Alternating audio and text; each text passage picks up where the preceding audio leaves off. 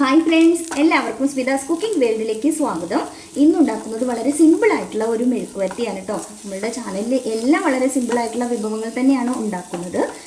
ഇന്നും അതുപോലെ തന്നെ വളരെ എളുപ്പത്തിൽ നമുക്ക് തയ്യാറാക്കാൻ പറ്റുന്ന പയർ മെഴുക്കുവരട്ടിയാണ് ഉണ്ടാക്കുന്നത്.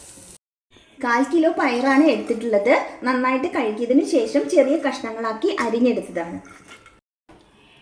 2 നേന്ത്രക്കായ, അതും തൊലിയെല്ലാം കളഞ്ഞതിന് ശേഷം ചെറിയ കഷ്ണങ്ങളാക്കിയിട്ട് വേണം അരിഞ്ഞെടുക്കാൻ. ഇനി ഇതിലേക്ക് ഒരു 1/4 ടീസ്പൂൺ മഞ്ഞൾപ്പൊടി, ആവശ്യത്തിനുള്ള ഉപ്പ് കൂടി ചേർത്ത് കൊടുക്കാം.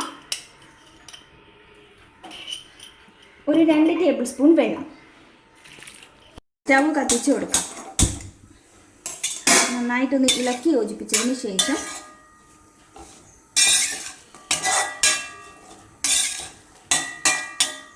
ആവി ഒന്ന് വന്നു കഴിയുമ്പോൾ ഫ്ലെയിം നന്നായിട്ട് കുറച്ച് വെക്കും കേട്ടോ. വല്ലാതെ വെന്ത് കുഴഞ്ഞു പോകാനൊന്നും പാടില്ല.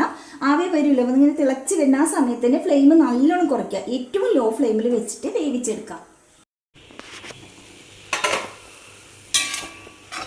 കായം പയറൊക്കെ നല്ല കറക്റ്റായിട്ട് തന്നെ വെന്ത് കിട്ടിയിട്ടുണ്ട്. ഫ്ലെയിം ഓഫ് ചെയ്യാം. വേറൊരു പാനിലേക്ക് കുറച്ച് വെളിച്ചെണ്ണ ഒഴിച്ച് ഒന്ന് ചൂടാക്കാം. ചൂടായ വെളിച്ചെണ്ണയിലേക്ക് ഒരു 5 ചുവന്നുള്ളി ചതച്ചത്, 4 വെളുത്തുള്ളി ചതച്ചത്, എന്നിട്ട് നമുക്കൊന്ന് ഇളക്കി കൊടുക്കാം.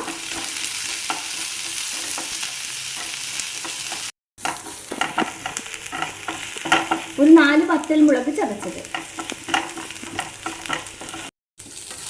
കറിവേപ്പില.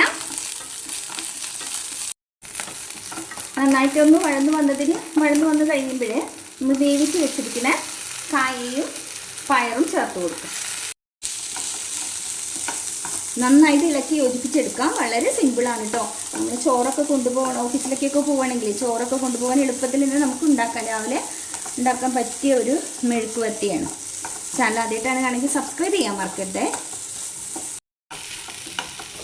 അപ്പോൾ നമ്മളുടെ അടിപൊളിയായിട്ടുള്ള മെഴുക്കുവരട്ടി റെഡി. എന്തായാലും ട്രൈ ചെയ്ത് നോക്കൂ. വീഡിയോ ഇഷ്ടമായിട്ട് ലൈക്ക് ചെയ്യാനും ഷെയർ ചെയ്യാനും കമൻറ്റ് ചെയ്യാനും ഒന്നും മറക്കരുത്. Thank you.